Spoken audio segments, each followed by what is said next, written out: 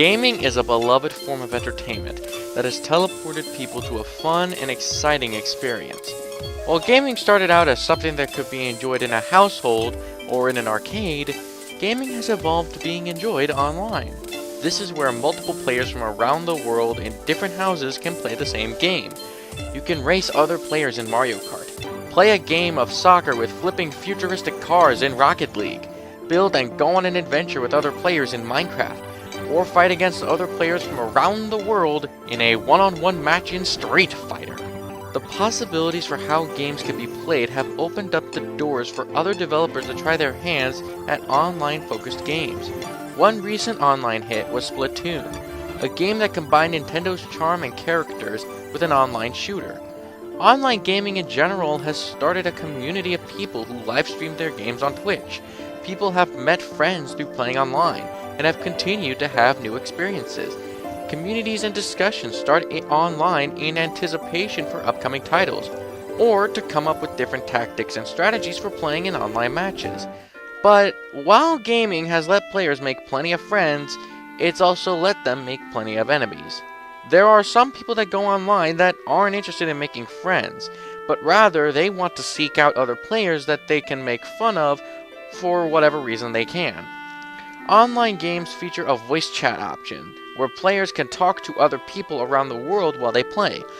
These bullies use the chat to throw out insults, racial slurs, and even death threats at other players. A study from an anti-bullying charity found that 57% of the people they surveyed had experienced bullying online. 22% even stopped playing online altogether. In an interview with BBC, a young player named Bailey Mitchell had experience with online bullying when he was just 10 years old. In his words, "If you're going to school every day and you're being bullied in school, you want to go home to your computer and escape. It's regular. Every other game you're in, there's always someone who mics or types in the chat. They'll call you some random abusive thing they can think of." Mitchell goes on to say that he did receive death threats online, but he still enjoyed playing online because the competition against others made the game more challenging. Now, when I get things, I'll reply with something funny or ignore it. But when I was 10, it was like, who are these people and why are they being mean to me? I am asking myself the same question. These bullies may either be trying to troll people or have serious anger issues, so they're trying to yell at other players whenever they lose. It's so sad that online gaming has been affected by this kind of behavior. Gaming was meant to be a gateway to forget all your worries.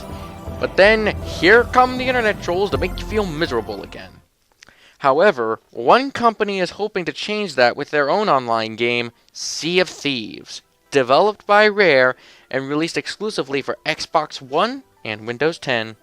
The history of Rare goes all the way back to the 80s, where they were a lot lesser known than they are now.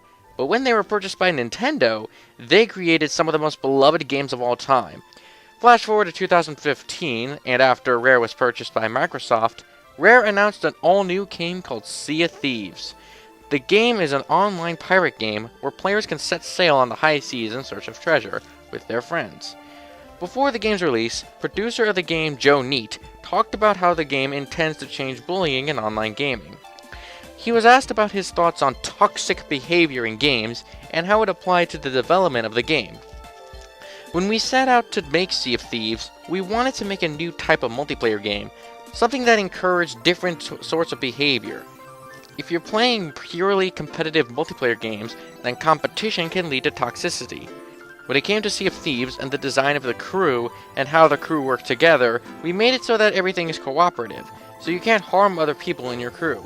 There's no incentive to harm each other. Also, when you're going out on quests and seeking treasure, the design of the game is that all those rewards are shared. There's no incentive to go out on your own or betray your crew. We wanted that crew bond to be sacred. He goes on to explain how the game encourages the players to have positive experiences with each other with a mechanic called social lubricants. If one player is playing music, another player can join in and syncs up with the tune that the player is playing.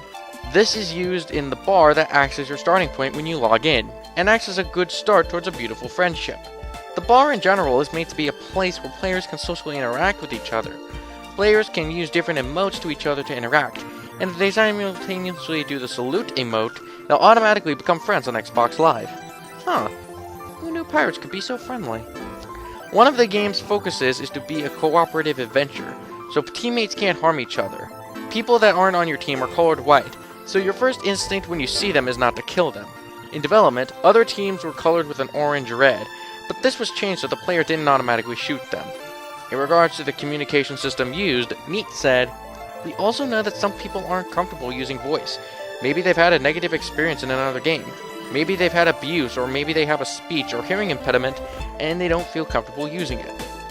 So, we've got what we call our nonverbal communication system, which is another way to encourage speech between players in a positive way.